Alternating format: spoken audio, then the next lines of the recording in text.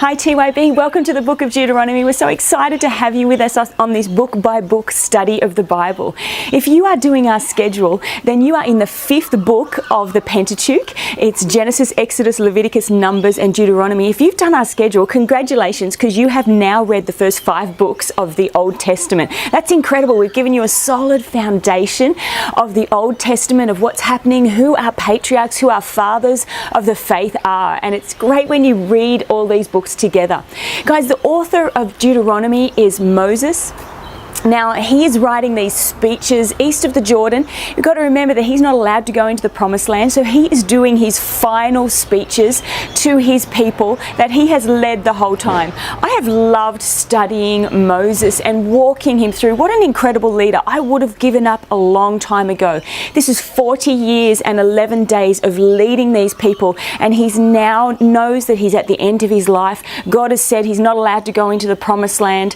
He gets to go up to the mountain and see the promised land, and then he dies at the end of this book. It's actually quite sad when you follow the books through and you journey with Moses, and then you come to the final death of Moses. I was like, oh, this is really actually quite sad that we see this incredible leader. So we have these incredible books from Moses, who is the author of these books. Now it says that Moses did everything and said everything that the Lord wanted him to say. So as you read these, really take note that this is from God. This is an incredible book. Now, Deuteronomy 1:1 says, these are the words Moses spoke to all Israel in the wilderness east of the Jordan. Now, throughout this book, you're going to get these brackets. Just notice these brackets, because these are later additions to the book that just kind of give Israel an understanding of where it was and what was happening and the geography of the place. Obviously, in 1:1 it says, Israel in the wilderness east of the Jordan. So some scholars believe that was also added to say, look, this is before we entered the promised land.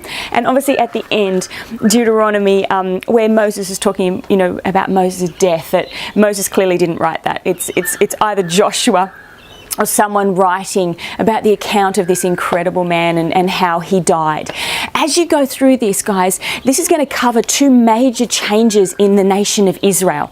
Now, these major changes they are about to enter the promised land. 40 years of wandering in the wilderness, they're about to enter the promised land. A whole generation has died, and they're about to enter the promised land without their leader.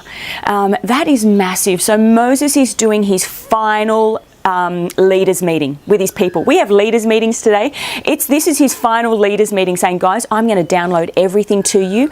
I'm going to download everything from my leadership to you as you go into the promised land, because I'm not going with you. The second thing this is literally it's a call to a war, to say, guys, when you go into this promised land, you've been wandering the wilderness here, but you're about to take on some enemies in there, and he's stirring his people afresh. Do you know what I love about Moses?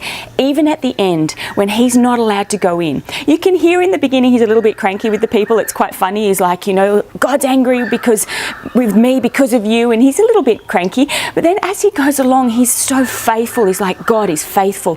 He is our one God. There's this beautiful sound of faith that he believes his people are going to be able to fulfill and complete the mission that he had the whole time. It's really a beautiful book, so really love it as you're reading it.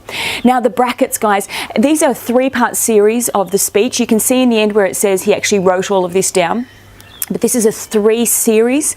We've got in 1:5 it says east of the Jordan in the territory of Moab, and you see that kind of bracket that starts the one series 1.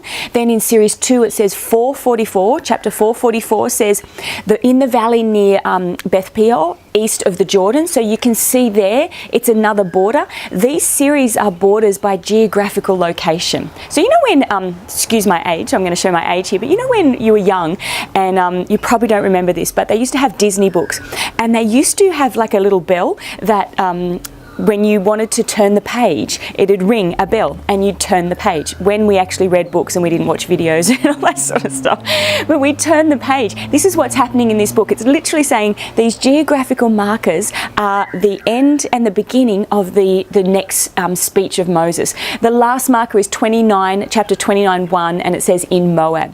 So we've got this chapter 1-4 is the first address of Moses, and he's recounting what's happening in what's previously happened. He's going back and he's saying, guys, remember that God did this, remember that God did that. And it's literally an account of Israel's journey up to that point.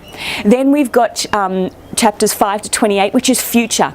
He's setting in place, he's talking about, because he's not actually going into the promised land, he's setting in place judges and courts, what the courts are going to look like, and the priests and the prophets and Levites and all the instructions for the people. He's getting his team ready to go into the promised land. Then 29 to 32, he's talking about the covenant again and saying, guys, you are in a covenant relationship with God. Don't forget it. And then obviously in chapter 33 to 34, we've got the account of Moses' death. Absolutely have a ball in this book. This is our final book in the Pentateuch. First 5 books of the Bible done. You're going to love reading about this incredible leader, Moses. In my dive this week, I'm going to go through the life of Moses and the greatest leader of all time. At the end of your life, and when God has done everything, would you be praising God? I want to be like Moses, saying, you know what, I worship God, I praise him, I thank you for his faithfulness right until the end. Love reading the first part of Deuteronomy.